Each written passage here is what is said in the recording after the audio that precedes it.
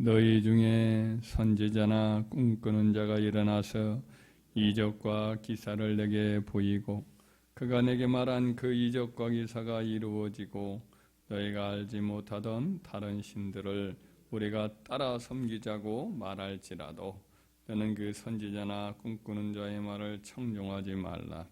이는 너희의 하나님 여호와께서 너희가 마음을 다하고 뜻을 다하여 너희의 하나님 여호와를 사랑하는 여부를 알려하사 너희를 시험하심이니라.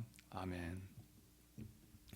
오늘 이 본문의 말씀은 영적인 시험이죠. 영적으로 여러 가지 현상들이 일어나면서 이와 같은 시험을 하는 건데, 그때 이제 하나님 백성들이 마땅히 취할 자세, 조치 이런 것에 대해서 13장 1절로부터 시작해서 그 한 장 거의 전체가 그런 말씀으로 이루어져 있습니다.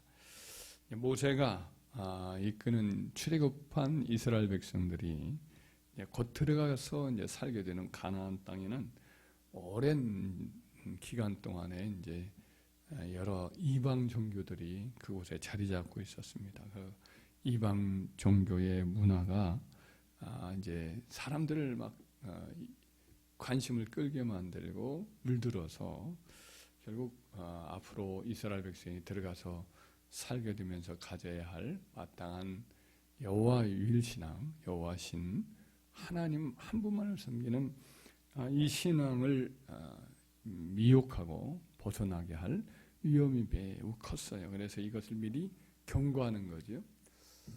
이런 영적인 시험에 빠질 위험은 우리 그리스도인들도 이와 같이 직면할 수 있는 그런 영적인 문제입니다. 그래서 사도 바울도 데살로니가 후서 2장 9절 이하에 이런 말씀을 신약 성도들에게 하고 있습니다. 악한 자의 나타남은 사탄의 활동을 따라 모든 능력과 표적과 거짓 기적과 불의의 모든 속임으로 멸망하는 자들에게 있으리니 이는 그들이 진리의 사랑을 받지 아니하여 구원함을 받지 못함이라. 이러므로 하나님이 미혹의 역사를 그들에게 보내사 거짓 것을 믿게 하심은 진리를 믿지 않고 불의를 좋아하는 모든 자들로 하여금 심판을 받게 하려 하심이라 그랬어요. 그러니까 여기도 똑같은 오늘 본문의 말씀이지요. 그들이 진리를 사랑하지 않고 영적으로 불의를 더 좋아하기 때문에 결국은 그들이 이와 같이 고집을 피우기 때문에 그들에게 이제 미혹을 보내주는 거죠. 허락을 하는 거죠. 허락을 해서 그 사람들이 하나님 택한 백성들 가운데에 섞여 있는 일종의 가라지 신자요. 그런 사람들은 이제 갈라지게 하는 거죠. 일종의 솎아내는 일을 하시는 거죠. 사도 요한도 그가 쓴 공동서신인 요한 1서 4장 1절 이하에 보면 이런 말씀을 경고하고 있습니다. 사랑하는 자들아, 영을 다 믿지 말고 오직 영들이 하나님께 속하였나 분별하라. 많은 거짓 선지자가 세상에 나왔습니다 했어요. 그때도 이미 거짓 선지자들이 많이 나타나서 영혼들을 도적질하고 속이고 이런 일들이 사도 시대에도 있었단 말이죠. 근데 오늘날도 역시 우리가 잘 알다시피 그런 일들이 많이 있기 때문에 영을 다 믿으면 안 돼요. 다 그리스도다. 여기가 그리스도, 저기도 그리스도 이런 말을 하지만은 미혹되면 안 되거든요. 그래서 우리는 영적인 현상들을 다 하나님께로부터 나온 것인지 그렇지 않은지 이렇게 살펴보고 진리의 영의 메시지인가 아니면 악한 영의 활동으로 말미암은 또 그런 어떤 메시지인가를 잘 분별하고 확인을 꼭 해야 하는 거죠. 그럼 어떤 기준을 가지고 영적 현상의 참과 거짓을 분별할 수 있는가? 첫째로 크게 따지면 첫째로 다른 신의 이름으로 행해지는 예언이나 이적 기적은 무조건 받아들이지 말아야 한다는 것이죠. 하나님을 모르는 이방 선지자, 거짓 마술사 혹은 예언자들, 이 사람들도 신통방통하게 맞출 수도 있고 또 기이한 이적과 표적을 나타낼 수도 있습니다. 이것은 이제 하나님이 그 대적인 마귀에게 일정한 정도의 영적인 지혜와 힘을 이렇게 허락을 해주셨기 때문에 그렇습니다.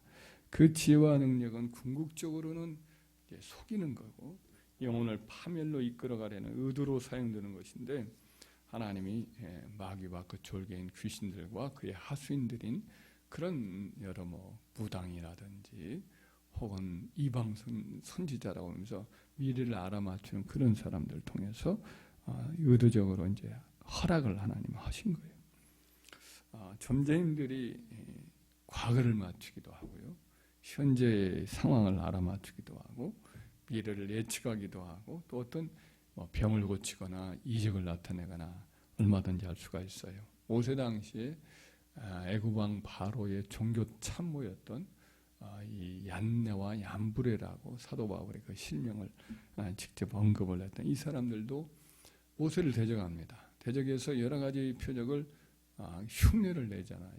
나중에야 이제 드러나게 되고 한계를 나타나게 되지만 처음에 좀 비슷하게 따라하잖아요. 그와 같은 거죠. 그래서 하나님이 거짓 여인에게 이적을 일으키도록 하고 사람의 운명도 알아맞추는 일을 허락을 하시는데, 그 이유가 뭐냐면 오늘 본문 말씀 13장 신명기 13장 3절에 보면, 거기에 보면 하나님을 사랑하는 여부를 알고자 해서 하나님의 시험을 허락하는 거예요. 이 다른 신들의 이름으로 뭔가 큰일이 일어나면 저게 진짜인가? 이렇게 생각하면서 빠진단 말이죠. 그래서 우리는 아무리 큰 이적이 일어나고 어떤 대단한 예언이 성취가 된다고 해도 그 다른 신의 이름으로 하나님과 상관이 없다 그러면 우리는 하나님을 허락하셔서 이와 같이 사람들을 미혹하게 하려고 시험하는 거구나, 그렇게 이해하고 우리는 절대로 미혹되는 그런 일이 있어서는 아니를 줄 믿습니다.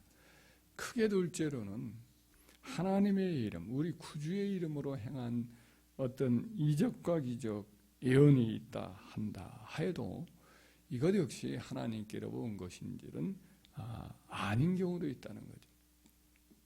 1992년이죠. 1992년 10월 28일 우리나라에 예수님이 재림한다고 해서 시아모 종말론자들이 그때 이제 여러 가지 예언을 했습니다.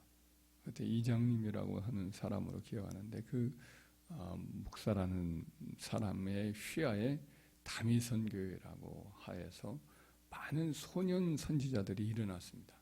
밤두군가 하는 이런 선지자가 있었는데, 보통 한 18살, 19살 이런 많아야 그런 정도의 아이들이 엄청나게 예언을 했어요. 그 예언은 대체로 바로 아까 말했던 92년 10월 28일 그때에 예수님이 재림하신다. 그리고 하나님 택한 백성들은 공중 재림을 하기 때문에 그때 들려 올라간다. 이런 말을 하여튼 물량적으로 엄청나게 쏟아냈습니다. 여러 소년 선지자들이 일어났다고 하면서. 그래서 많은 한국 교계에 속한 건전했다고 생각될 수 있었던 그런 교회나 성도들도 많이 흔들렸죠. 그래서 28일 날 그날 TV에 이제 그 기자들이나 방송하는 사람들이 그 공동체들이 있는 곳에 가가지고 그 교회에 가서 TV로 중계를 해요. 흰 옷 입고 올라갈 그 날개짓 치고 있는 그런 모습을 저도 본 적이 있습니다. 오늘 어떻게 되는가 보자. 그렇게 하면서 저희도 이렇게 TV에 한번 살펴봤던 것이 있습니다. 아무 일이 없었죠. 그리고 그날이 지나가 버렸어요. 그리고 다미선교회는 거의 이제 와해가 되고, 그런데도 불구하고 대전인가 어딘가 우리는 그냥 보통 믿는 사람이 아니라 다미선교회요, 예수님의 재림을 기다리는 사람들입니다 하면서도 소수가 남아 있어요, 지금도. 그래서 참 쏟아내는 어떤 환상, 예언들 이런 것들이 아무리 있다 해도 이것이 거짓 용에서 나올 수 있어요. 예수님의 존귀한 이름을 사용한다고 하고 또 교회 이름으로 한다고 해도 이것들은 이런 열매를 이와 같은 현상들이 무조건 다 기적이다, 예수님의 이름으로 하는 예언이니까 괜찮다. 이렇게 해서는 아니 되는 거죠. 또 어떤 몇 년 전인데, 그러니까 선거가 이루어지기 전이에요. 올 작년인가요? 대통령 선거가 그죠? 그래가지고 그 이전에 어떤 천사도 자주 보고 천국 지옥도 갔다 오기도 하고 성령으로 인도함을 받는 어떤 여선교사님이 있었어요. 근데 정치적인 예언을 이런저런 예언을 했어요. 근데 이제 그런 정치적인 예언은 매우 민감한 것이기 때문에 이 사람들도 촉각을 이렇게 곤두세워서 지켜봤는데 그 선교사님이 그 이전까지는 참 나름대로 이 어떤 분별력이 있게 하는 것 같았는데 그 정치적 예언이 다 틀리는 거예요. 지켜보자 했는데 저도 지켜봤어요. 그런데 다 틀려요. 다 틀리고 뭐 남북 문제라든지 또 혹은 미국 대통령 선거 문제라든지 이런 것까지도 언급을 해요. 근데 다 틀리더라고. 박근혜 대통령, 문재인 대통령, 재미 씨에 이상하게 뭐 있었던 일들, 세간에 있었던 여러 문제들에 대해서 구체적으로 어떻게 이제 자기가 그 진상을 알게 되었다고 영적인 자기의 체험들을 얘기하는 것도 들었어요. 근데 이거 신빙성이 없는 이야기고 그런 것들로 그때도 느껴졌습니다. 한때는 뭐 많은 것을 맞추기도 하고 그렇게 했던 예언자가 왜 틀릴 수도 있는가? 틀릴 수도 있구나. 이것을 우리에게 이제 보여주는 한 신뢰이죠. 그러면 어떻게 이제 그와 같은 예수님의 이름으로 하나님의 교회에서 이와 같은 활동을 하는 사람들에게도 그런 일이 일어나는가? 몇 가지를 이렇게 봐야 돼요. 왜 그러는가를. 이 요니나 기적이 예수님의 이름으로 이제 행해졌는데 성취되지 않는 이유가 뭐냐면 하나님이 말씀해 주시지 않았어요. 하나님은 진리의 하나님이기 때문에 반드시 진실만을 얘기하셔요. 하나님이 영혼. 이 사람들은 이제 스스로 자기 마음속으로 지어낸 것을 말하기 때문이다라고 성경은 말씀을 합니다. 예레미야 23장 21절과 23장 32절 말씀에 이르기를 이 선지자들은 내가 보내지 아니하였는데도 않았어도 다름질하며 내가 그들에게 이르지 아니하였어도 예언하였은즉 여호와의 말씀이니라. 보라 거짓 꿈을 예언하며 이르며 거짓과 헛된 자만으로 내 백성을 미워하게 하는 자를 내가 치리라. 내가 그들을 보내지 아니하였으며 명령하지 아니하였나니 그들은 이 백성이 아무 유익이 없느니라. 여호와의 말씀이니라. 예레미야나 에스겔이나 이런 내용을 보면 그 당시에 참 거짓 선지자가 많이 일어납니다. 그래서 참 선지자들과 늘 맞닥뜨려서 백성들을 미혹하는 일을 참 많이 하는 것을 보게 되죠. 하나님이 보내지 않았어요. 근데도 다름질을 하고 막 그런 예언을 막 줄줄줄줄 멋진 어떤 퍼포먼스와 함께 하곤 하지 않습니까? 그래서 이제 사람들은 많이 속죠. 그러니까 자기 마음에서 솟아나는 생각이죠. 몸살을 자기가 하나님 주시지 않은 꿈을 꾸는 거예요. 그 꿈을 내가 몽살을 얻었다 하면서 하나님 말씀 아닌 자기의 생각, 자기 속에 이제 일어나는 여러 가지 생각들을 예언을 하는 거죠. 그 이유가 뭐냐? 어떤 영적인 조급증, 내지는 영적인 자만심일 수도 있어요. 사람들 앞에 자기를 영적인 사람이라고 내세우고 싶은 그런 마음이 그로 하여금 하나님 말씀을 안 주시는데도 그와 같이 한단 말이죠. 그러니까 영적인 너무 욕심, 탐심도 문제가 돼요. 그러니까 환상을 보려고 하거나 하나님의 말씀을 들으려고 막 그쪽으로 몰두하면 안 돼요. 그런 것들은 성령께서 하시고자 하면 저절로 의도치 않았는데 주셔요.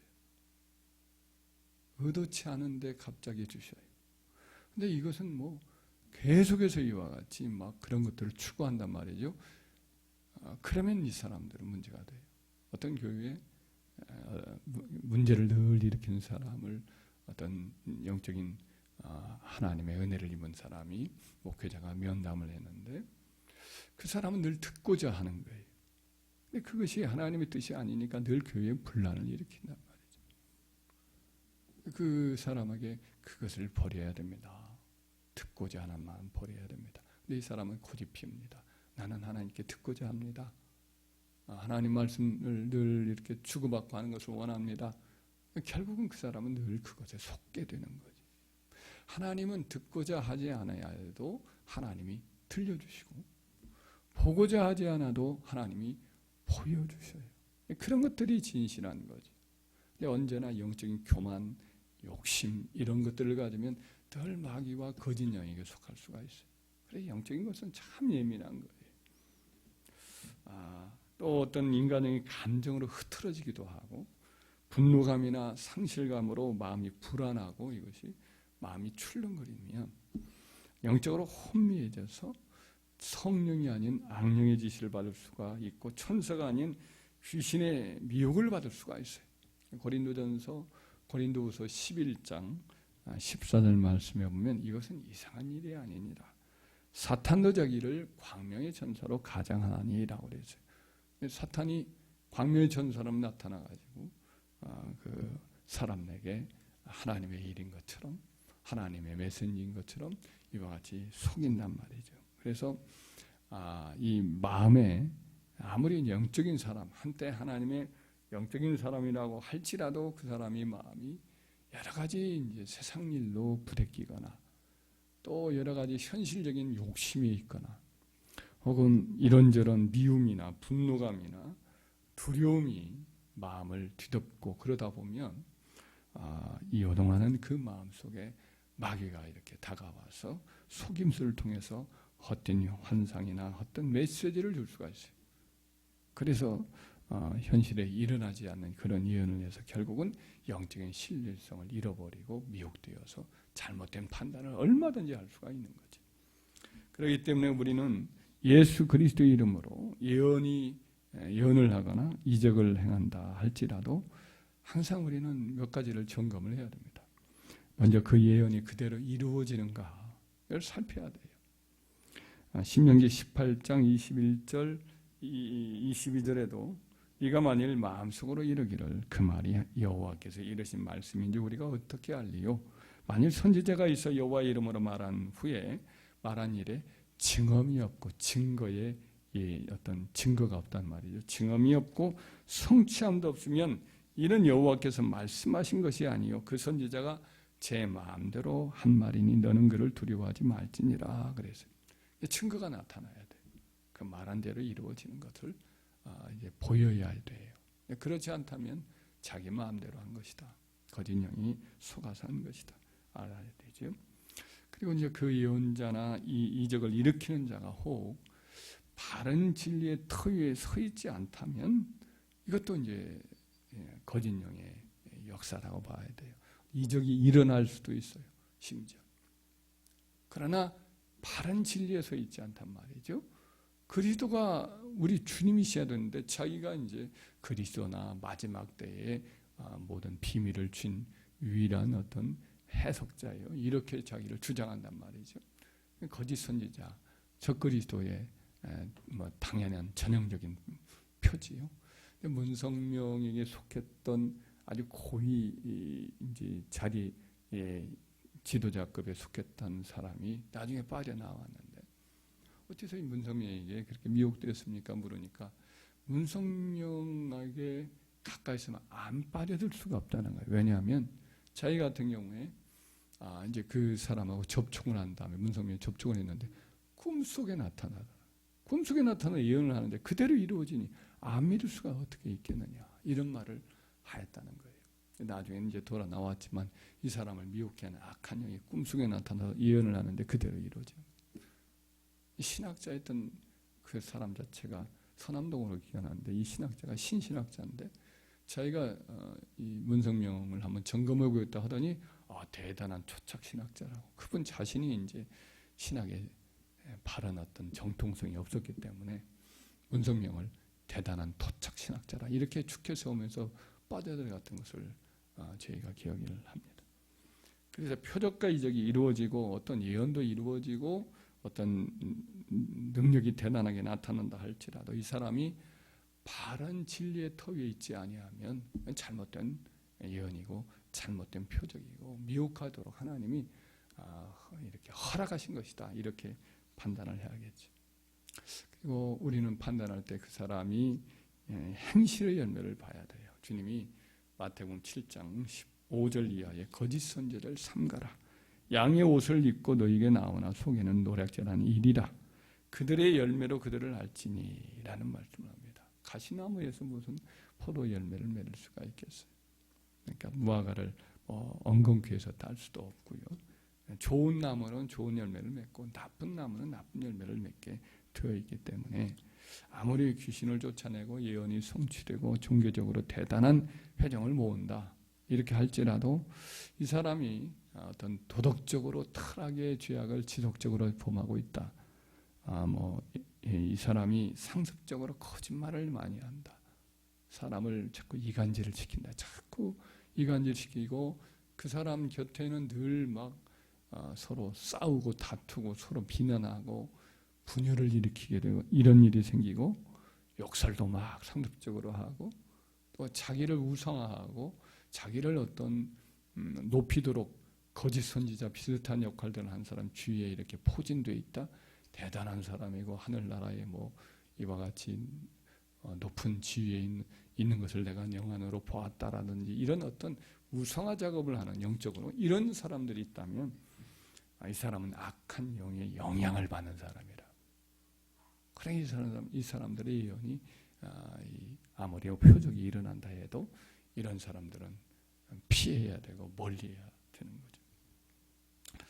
우리는 한때 이제 거짓 환상, 거짓 예언에 하는 영적인 사람도 있을지라도 이 사람들은 잠깐 영적인 방심을 해서 사로잡힐 수도 있기 때문에 이 사람은 이제 우리가 분별을 하면서 좀 지켜볼 필요가 있어도 아까 말했던 여러 기준들을 통해서 이렇게 우리 스스로도 분별력을 갖추고 살펴봐야 되는 거죠. 영적인 세계는 매우 위험한 영역이고 매우 간교한, 마귀는 간교한 자이므로 우리가 그와 같은 세계를 보면서 분별하라고 말씀을 했지요. 너희 가운데 예언한 자가 있으면 두세 사람은 예언하고 나머지 사람은 분별하라고 했어요. 성경적 진리를 받았던 선지자들, 이 사람들이 이미 검증을 통해서 거짓 선지자들은 다 그 메시지가 다 속관해서 내려놓고 정경 안에 들어오지 않았지만 이분들은 교회가 오랫동안 점검을 내서 하나님의 말씀을 맡은 사람이다. 그래서 그분의 메시지를 남겨놓은 거거든요.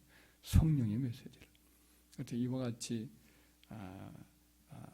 이 하나님의 말씀들, 메시지들을 전할 때에 이와 같은 것들을 우리가 분별하는 것은 당연한 하나님의 백성들의 태도라 생각을 하게 됩니다. 영적인 사람들도 늘 깨어 있어야 되고 마음의 욕심이나 교만이 틈타지 않도록 늘 마음이 고요해야 돼요. 하나님께 전적으로 맡기고 의탁하면서 성령님께서 일하실 수 있도록 이렇게 조용히 고요한 마음을 가질 때에 비로소 성령의 통로가 되고 은사와 능력이 드러나서 주님이 영광을 받으시고 우리로 바른 진리로 인도함을 받게 될 줄 믿습니다. 이 시대 영의 미혹과 우리 마음의 교만이나 혹은 둔감함, 이것 위험이 다 이런 것들이 있으니까 이런 것을 조심하면서 우리가 바른 길로 인도함을 받으며 날마다 영적인 진보를 이루기를 주의 이름으로 축원합니다.